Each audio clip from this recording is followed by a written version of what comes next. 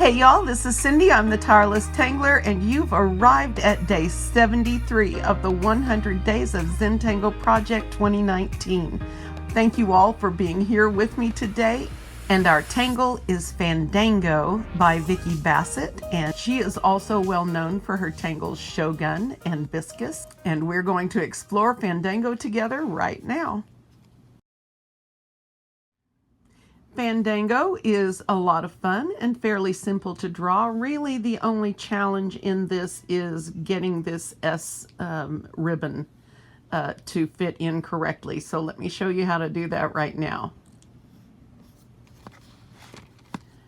Fandango begins with a zigzag line.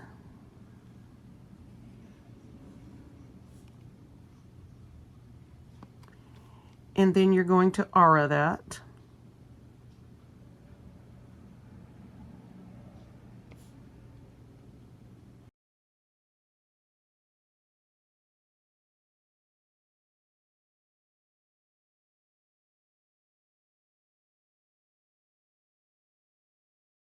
Okay, the next step on Fandango is to draw in your little ribbon here. And this is really the most challenging step. And so what I have started doing in the way that I approach this is starting about midpoint on your second peak over, and then you're going to draw an S shape to about midpoint in the next one over. Does that make sense? So we're going to repeat that over here, and you want to be careful not to do what I did here, which was encroach on your blank space between. So, and I can't really use this as an example, can I? So you're going to want to, and you may want to, when you approach this to begin with, you may want to make your aura lines a little thicker in this manner, oops, so that that's not quite so easy to happen. So then that would be about midpoint here, like that. And when you come over on the next one, you want to try to meet up where that one left off. And so on this one, like that.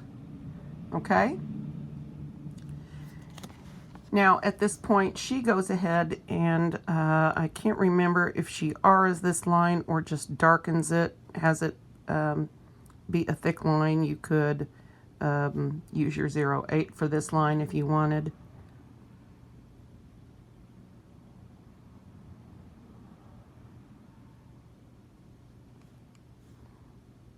And that is how the woven look for the ribbon is achieved.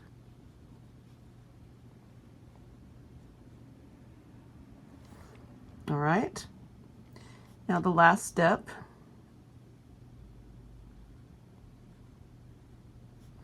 is to just add a sort of a ruffle, or I don't know what to call that, some little connected C shapes, and sort of close in your gaps. And then just connect this up.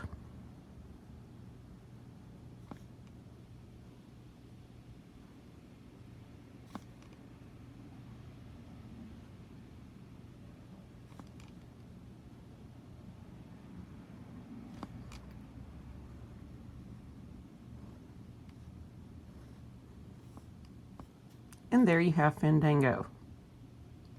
Now, I loved adding a little aura on the top and sparkling that to sort of make the top.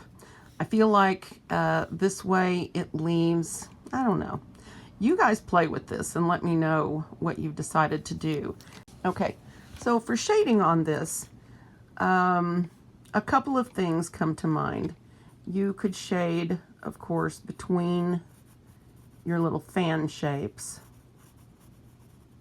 to sort of emphasize those. And of course, this is dependent on how much room you have that you're working with. If this is fit into a very small area on a tile, that might prove a little bit more challenging than if you were in a tiny or in a larger space like this one. Another thing that you could use for shading on this would be to shade beneath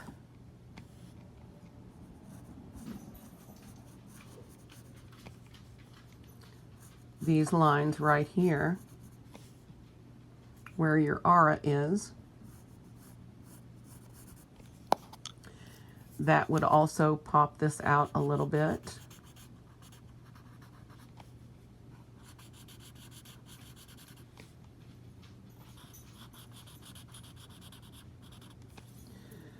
You can, of course, do both sides if you like.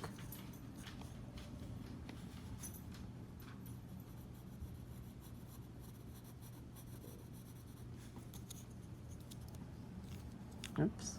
Oh.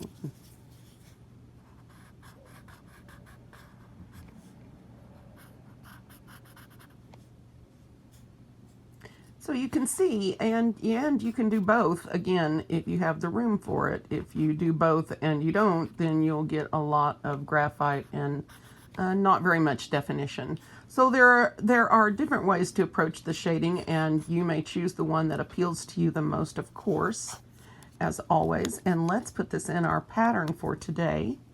Fandango. I think we'll put this right in here.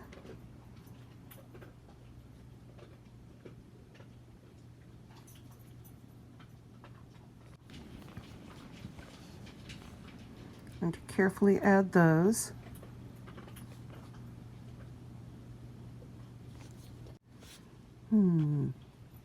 I can't decide whether to go slanted or straight across.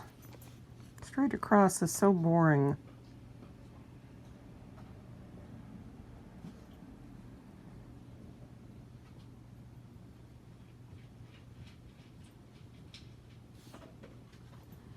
And I think I will leave a little bit wider space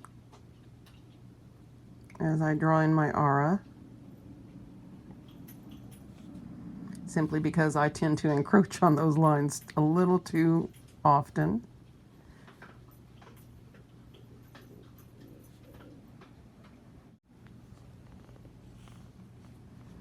Okay, and now I'm going to add my little ribbons, so carefully.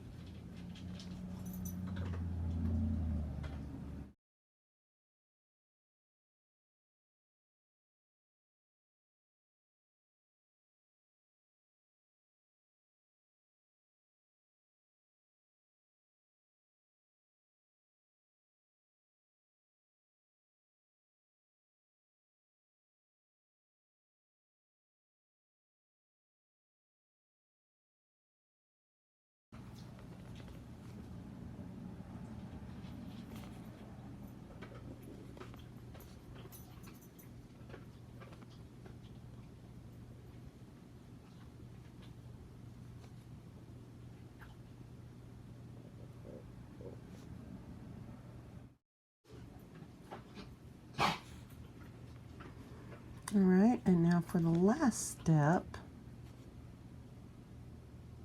I'm tempted to improvise. You know what that means.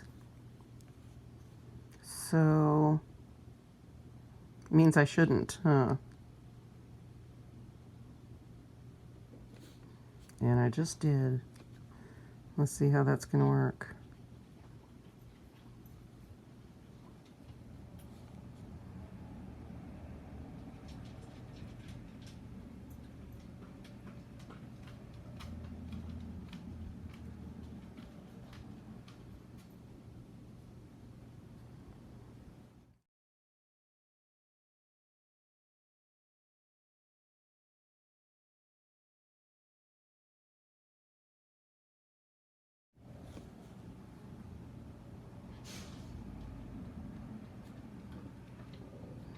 I sort of lost it on that one, didn't I?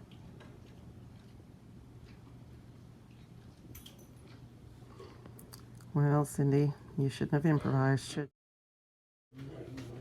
That's all right. It is going to be all right.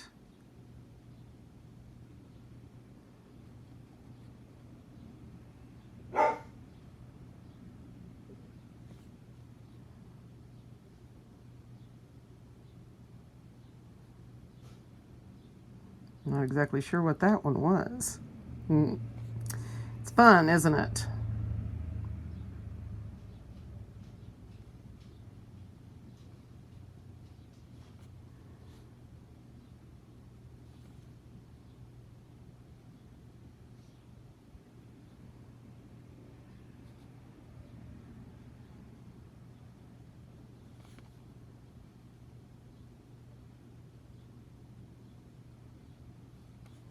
Well, I had to do one over here too, didn't I? That was, yeah. It's like I tell you guys, nobody's ever going to notice that.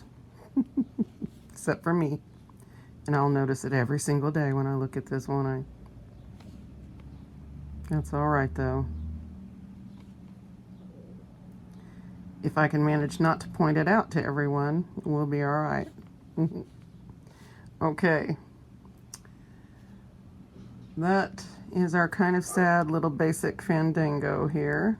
I need to put one in here.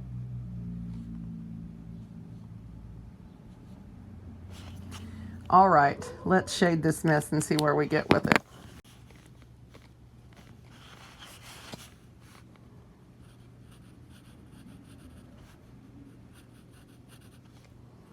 I'm going to start by shading on the sides of the wide double line in the middle.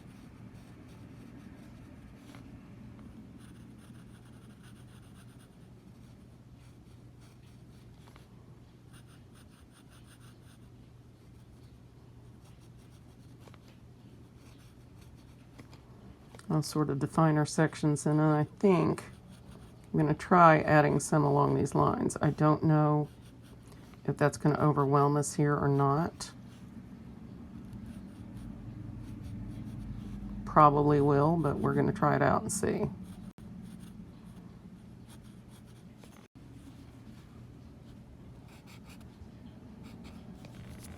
See, that you almost can't blend it.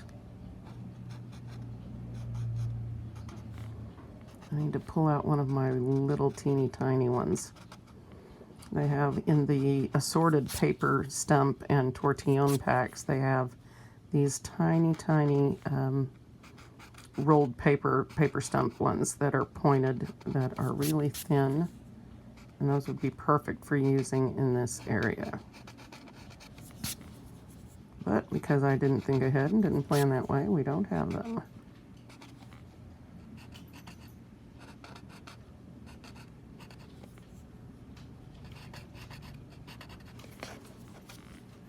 Now, if you don't want to take this much time with shading like that, you can always just add some graphite here at the base of each of these, sort of darken that.